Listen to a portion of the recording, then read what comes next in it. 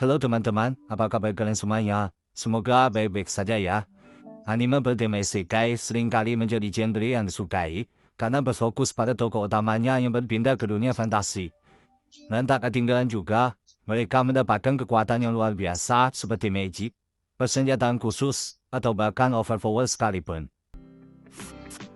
Yang pertama ada anime Tsukiga Michibiku Isekai Doju. Anime ini menceritakan seorang anak SMA biasa yang dipanggil ke dunia lain, dan anak itu bernama Makoto Misumi. Ia dipanggil oleh seorang dewi dengan tujuan untuk menjadi seorang pahlawan.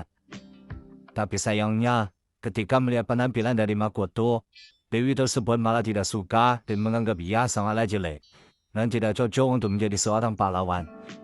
Dan lebih parahnya lagi, ia malah membawa Makoto ke ujung dunia dan memberikan kutukan padanya. Sejak saat itu, Makoto terbebas dari tugasnya untuk menjadi seorang pahlawan dan menjalani hidup bebas di dunia baru tersebut. Ia banyak bertemu dengan teman baru dari berbagai macam ras non manusia dan juga berhasil mengembangkan kemampuan sihir yang luar biasa untuk membantu serta menampung berbagai macam ras monster yang telah berteman dengannya. Yang kedua, ada anime Shikakumo no Saikyo Genya. Cerita bermula di suatu dunia sihir, di mana kekuatan seseorang telah ditentukan sejak lahir, dan kekuatan dikelompokkan menjadi 4 bagian. Seorang penyihir bernama Gaius yang dianggap paling bijak dan paling kuat di dunia, merasa tidak puas dengan kekuatannya. Ia memutuskan untuk bereinkarnasi demi mendapatkan kekuatannya lebih besar lagi. Singkat cerita, beberapa tahun kemudian, ia terlahir menjadi anak laki-laki bernama Matias dan mendapatkan kekuatannya ia inginkan. Namun sayangnya, waktu telah berubah di dunia baru yang ia tinggali sekarang. Kekuatan terkuat yang ia miliki dikatakan sebagai yang terlemah dan juga disebut lambang kegagalan. Meskipun begitu, Matias tetap optimis dan membuktikan kekuatannya dapat melebihi ekspektasi orang-orang di sekitarnya. Yang ketiga, ada anime Saihaten no Paladin. Menceritakan William, manusia penyendiri dari kota kematian, yang dilahirkan tanpa ingatan yang jelas dari masa lalunya. Ia hanya mengingat bahwa pernah melakukan kesalahan di dunia lamanya, dan tidak ingin melakukan kesalahan yang sama seperti dulu. William dibesarkan oleh 3 adik, atau biasa kita sebut sebagai mayat hidup, yang merawat William dengan cinta dan kasih sayang, dan juga mengajari semua hal yang mereka ketahui. Akan tetapi, terjadi suatu kejadian, para adik yang mengurus William harus dilenyapkan, dan untungnya kejadian tersebut bisa digagalkan. Singkat cerita, suatu hari, William mulai mempertanyakan siapa dirinya sebenarnya. Dan dari pertanyaan itu, William harus mengungkap misteri tanah kematian dan juga para adik. William membuat keputusan, yaitu ingin melakukan perjalanan guna bertemu dengan orang baru, sambil mencari seseorang yang mengetahui identitasnya, dan mengambil langkah pertama untuk menjadi seorang paladin. Yang keempat ada anime Gaikotsu Kishisama Tadaima Isekai Ore Kakechu. Anime ini bergenre isekai dengan latar permainan game. Menceritakan seorang pemain video game yang mendapati dirinya berada di dunia lain, yaitu dunia game yang dimainkannya dengan karakter manusia tengkorak. Ia memiliki kekuatan super yang luar biasa, dan juga dilengkapi zira dan juga pedang yang kuat. Akan tetapi, ia terkejut dengan penampilannya yang mengerikan, karena penampilannya tersebut yang tidak sama dengan manusia pada umumnya. Dia memutuskan untuk tetap menggunakan baju zirahnya, agar orang-orang di sekitarnya tidak takut, dan memperkenalkan dirinya dengan nama Arch. Singkat cerita, ia pun memulai perjalanannya ke sebuah kota, dan mendaftarkan dirinya sebagai seorang kesatria. Dia bertujuan untuk hidup dengan tenang dan damai, sambil mendapatkan uang demi bertahan hidup dengan cara mengerjakan misi, dan juga bertemu dengan orang-orang yang baru. Yang kelima ada anime Sekai Seiko no Ansatsusa.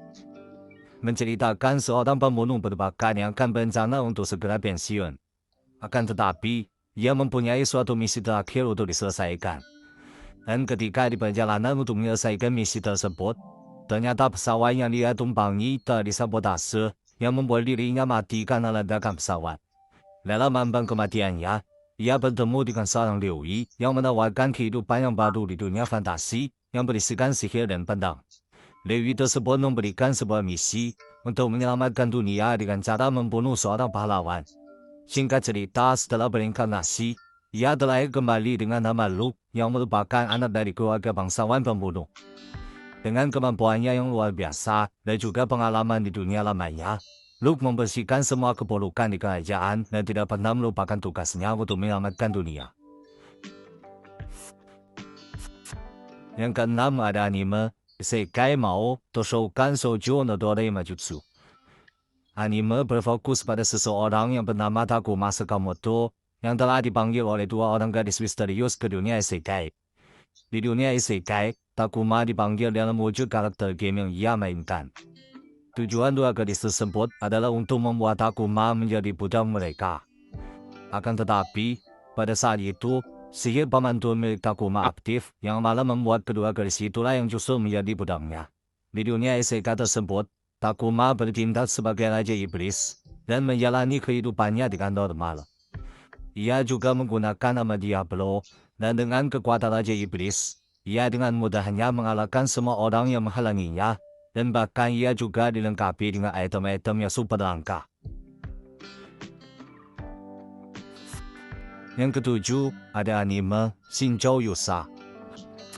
Adalah anime yang menceritakan seorang dewi bernama Lista yang mendapatkan misi tingkat S yaitu membunuh Raja Iblis di dunia isekai. Untuk menyelesaikan misi tersebut, ia harus memanggil seorang pahlawan dari dunia manusia untuk membantunya. Singkat cerita, setelah pemanggilan, sang pahlawan yang bernama Ryujin Seiya yang memiliki status yang sangat tinggi. Bahkan Lista pun menyebut bakat yang dimiliki Seiya adalah bakat yang muncul 1 berbanding 100 juta manusia. Akan tetapi sayangnya, Seiya memiliki tingkat kewaspadaan yang sangat tinggi, yang membuatnya sangat berhati-hati dalam melakukan segala hal.